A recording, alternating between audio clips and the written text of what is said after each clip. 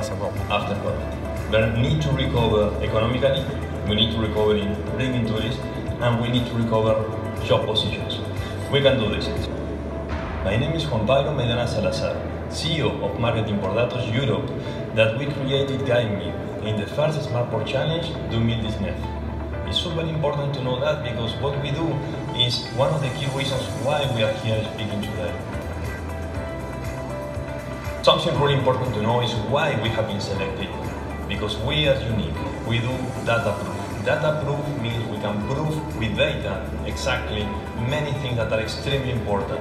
Because we can know during 4 to 6 hours exactly what the people do when they are using our solution. GuideMe Marseille has been nothing else but a big success that allowed the key important actors that are our clients to get the right information to know what they like, what they don't like, and that is super important. We are in the best position to say that we can prove with data.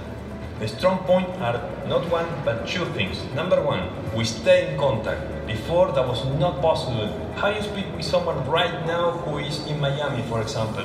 GuideMe provides make it possible. The second point is the content. We hyper-personalize this content because we know this person, what they like and what they didn't like. So what kind of information they would like to receive. Stay connected and adapt the communication. The benefits of this collaboration are huge for both sides. We can not only go beyond what people normally do in opinion to bring data on the table and measure the economical impact. Measure the economical impact also in creating new jobs. We have a benefit in this collaboration because now we can expand. In total, we have a benefit to increase the audience from 2 million per year in Marseille to 16 million. And for the Olympic Games, we expect a lot more. GuideMe Marseille to Europe. 2, 1. GuideMe Marseille to Europe. Merci, Monsieur Salazar. C'était un joli pitch. Monsieur Mignard, c'est vous qui êtes le porteur de ce défi qu'il avait lancé. Son intitulé, c'est « Après une escale, je reviens à Marseille en Provence ». Donc on comprend que ça s'adressait initialement, principalement, aux passagers des croisières qui font des passages éclairs dans la région, qui dépensent trop peu d'argent, qui y passent trop peu de temps. Donc leur donner envie de revenir, de séjourner et de rester. Comment vous avez été mis en contact avec Monsieur Salazar et son entreprise pour relever ce défi?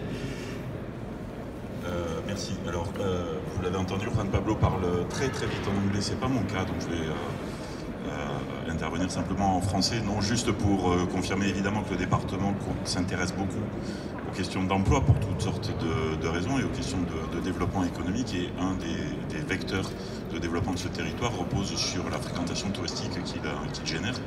Cette fréquentation touristique, elle est travaillée traditionnellement par de la promotion, par la construction d'une identité un peu globale dont on espère qu'elle va convaincre des clients de venir visiter le territoire. L'idée, là encore, est d'aller vers une expérience plus personnalisée et donc d'adresser à chacun des visiteurs de ce territoire ou à chacun de ceux qui pourraient avoir envie de le visiter un message qui lui convienne, qui le concerne et qui lui donne envie de revenir. Le terrain d'expérimentation privilégié pour ça nous a semblé être celui des croisières et des croisiéristes qui passent par le territoire, qui en ont un avant-goût et qui peuvent ressentir une certaine frustration qu'on évalue à environ 70%, je crois, 70% des visiteurs découvrant le territoire par le biais de la croisière ont envie d'y revenir.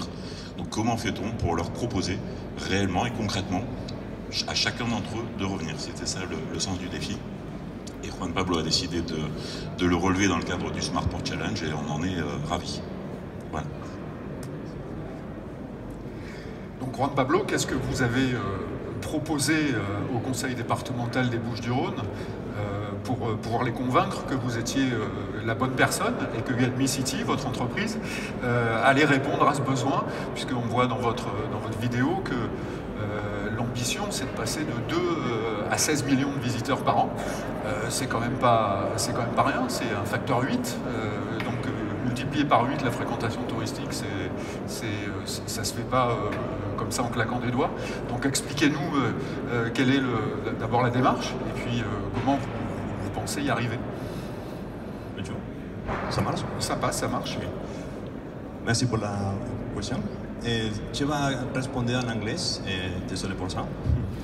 We're going to touch not only big areas that are really important, like the cruiserist, but also we're going to be touching the airport, and not one or two, all the airports that we can touch. And we are only going to do Marseille? No, it's Provence. We are talking about all the tourism we can get everywhere. We are having also winning in Barcelona. That means the big area of Barcelona has also a big audience we are going to touch. That means we are going to touch and stay in contact with everybody. So we are going to provide to all these people, not only one or two places, everybody to come here to Provence. That's why we are going to have such a huge audience. We are going to also be creating 15 new versions, not only one or two. So this technology we created together is to do exactly make people stay in contact and provide them the right message so they come here to Provence. Monsieur Bignard, on a vu à l'occasion de la pandémie, dont on n'est pas encore sorti, le nombre de masques qu'on voit dans cette salle en est le témoin, que le tourisme de masse n'avait plus tout à fait la même cote. On a vu beaucoup d'endroits très touristiques comme Venise, comme Barcelone, puisque Juan Pablo en a parlé à l'instant. Des gens, des riverains, se levaient un peu contre ce tourisme, cet envahissement.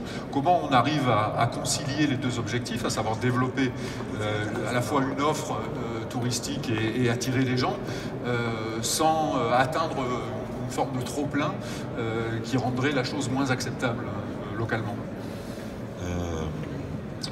Justement, une des applications possibles de ce que je décrivais tout à l'heure de notre ambition, c'est encore une fois, à la fois d'adresser le bon message à quelqu'un qui a eu un avant-goût du territoire, mais vous noterez évidemment que le type d'offre ou le type de produit d'application qu'on est en train d'étudier là peut aussi bien concerner un organisateur de festival, quelqu'un qui a une boutique, qui a reçu des gens.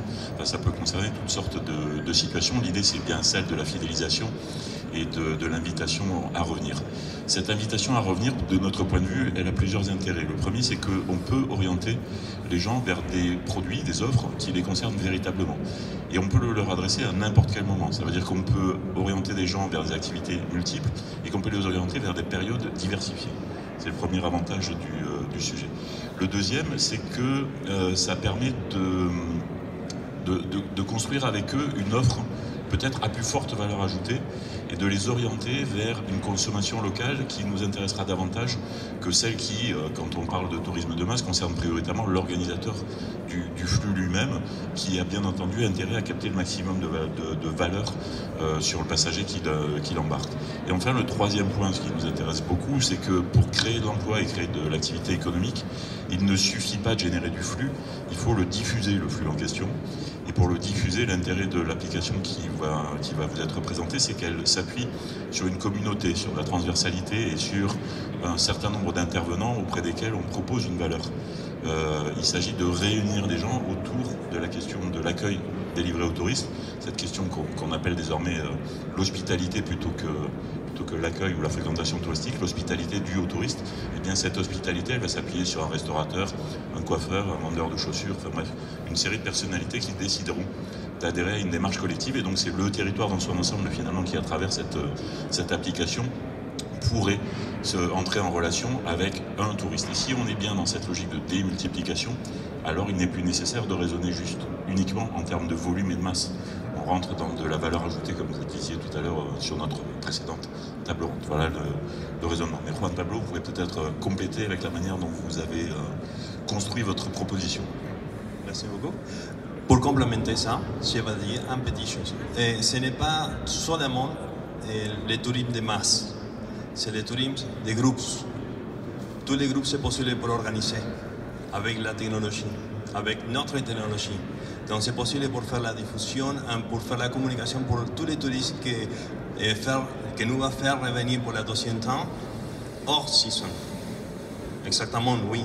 Nous allons faire beaucoup d'efforts pour faire hors saison. Donc la diffusion, c'est aussi high season and out of season. It's super important for us. And we're going to keep the distribution of the desaturation all the time. That is one of the primary points. Always creating shops and always taking into account the desaturation, which is super important for us. Thank you. Dernière question, last question. Comment vous collectez les datas dont vous avez besoin pour développer votre application et aller avoir l'information, la petite information touristique qui va vous permettre de convaincre les gens de revenir? How do you collect those data that you need for your Thank you for your question. And to answer, I'm going to invite everybody to come to the stand so you can test the solution. So you can test in first hand, in your own experience, what the tourists will feel, what the tourists will do. So everybody is welcome to do this part. And now to answer your question, RGPD is the most important part of all the technology. If we don't follow the rules, we are out of the market. So RGPD is the rules that can allow us to do exactly, to collect the data correctly, legally, and use it correctly, legally. If we do this, we can understand exactly everything we need without touching personal data, which is super important to progress in this market and the future, to make it really acceptable in the market. Without this, it's nothing. So we need to follow the rules, we need to create them now. Thank you for your question. Merci beaucoup, merci à vous. Ça me donne la